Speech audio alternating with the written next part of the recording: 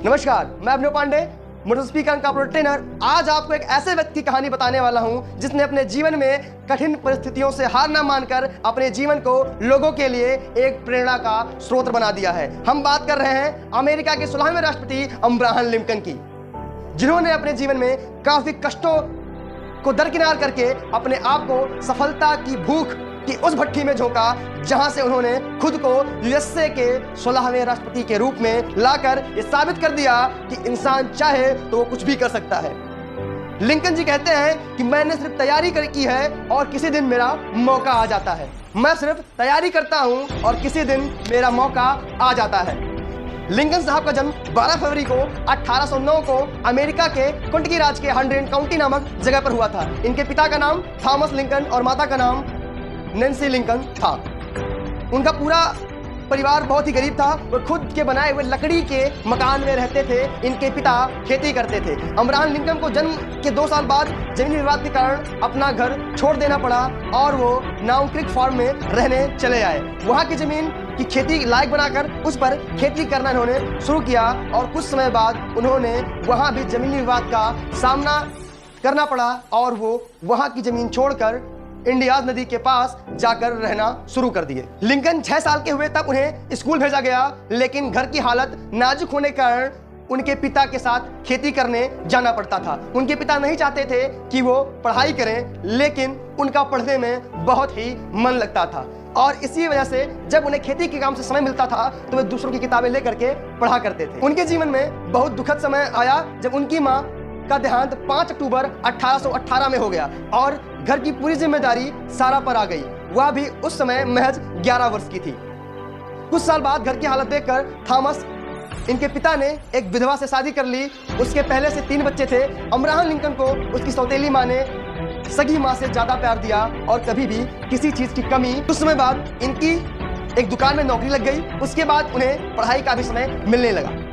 उन्होंने बिना किसी कॉलेज की मदद से लॉ की पढ़ाई शुरू की और उन्हें पता चला कि नदी के उस पार कोई रिटायर्ड जज रहते थे जिनके पास लॉ के कई सारी किताबें थीं। उन्होंने वहां जाने की सोची और तय किया कि वहां वो जाएंगे और उनसे किताबें मांगकर पढ़ने की तैयारी करेंगे। यह मायने नहीं रखता कि आप कितनी बार असफल हुए हैं, यह मायने नहीं रखता कि आप कितनी बार असफल हुए हैं, बल्कि मायने ये रखता है कि आप सफलता से कितने अस्पष्ट हैं। यह बात मायने नहीं रखता कि आप कितनी बार असफल हुए हैं, बल्कि आप अपने सफलता से कितने संतुष्ट हैं। यह बात बहुत मायने रखती है। उन दिनों बहुत कड़ाके की ठंड पड़ रही थी, फिर भी उन्होंने अपनी नाव नदी में उतार दी। कुछ दूर जाने के बाद उनकी नाव बर्फ से टकराकर टूट गई, लेकिन उन्होंने हार नहीं मानी और उस ठंडे पानी में छलांग लगा दी और उस पार पहुंच गए। उन्होंने जज से विनती की कि उन्हें किताब पढ़ने के लिए दें। तब जज का नौकर उस समय छुट्टी पर था और उन्हें भी घर पे कोई काम करने वाला चाहिए था। उन्होंने किताब के बदले उनको घर में काम करने के लिए रख लिया और वो वहां काम करते थे और जो उनके पास समय बचता था उसमें वो लॉ की तैयारी करते थे। कुछ समय बाद वो गांव में पोस्ट मास्टर बन गए। इसी वजह से उन्हें बहुत सारे लोग जानने लगे। लिंकन ने स्थानीय लोगों की परेशानियों को देखकर राजनीति में घुसने की सोची, क्योंकि उस समय दास प्रथा चल रही थी जो कि उन्हें बिल्कुल पसंद नहीं थी। इसलिए उन्होंने विधायक का चुनाव लड़ने की सोची और उन्हें असफलता मिली। जब उनके व्यक्तिगत जीवन में सब कुछ उनके खिलाफ चल रहा था तो उनके मित्रों ने उनका मनोबल बढ़ाया और वो फिर से चुनाव लड़े और जीत भी हासिल की। लिंकन ने 1842 में शादी कर ली और 20 साल तक अपनी समर्थता से फ्री में जनता की सेवा की। 1860 में लिंकन ने यूएसए के 16वें राष्ट्रपति के रूप में अपने जीवन की सबसे बड़ी उपलब्धि हासिल की और उसके बाद उन्होंने ऐसे कार्य किए जिससे बहुत सारे लोगों को फायदा हुआ।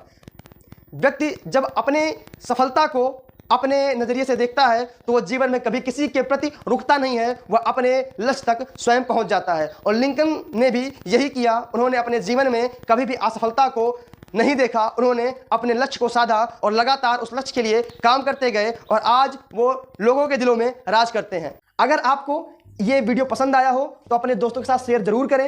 अगर आप हमारे चैनल में नए आए हैं तो इसे सब्सक्राइब करना ना भूलें। हाँ, लाइक कमेंट जरूर करें, क्योंकि आपके लाइक कमेंट से मुझे मोटिवेशन मिलता है नई वीडियो बनाने का। अगला वीडियो किस टॉपिक पे होगा मुझे कमेंट में जरूर बताएं।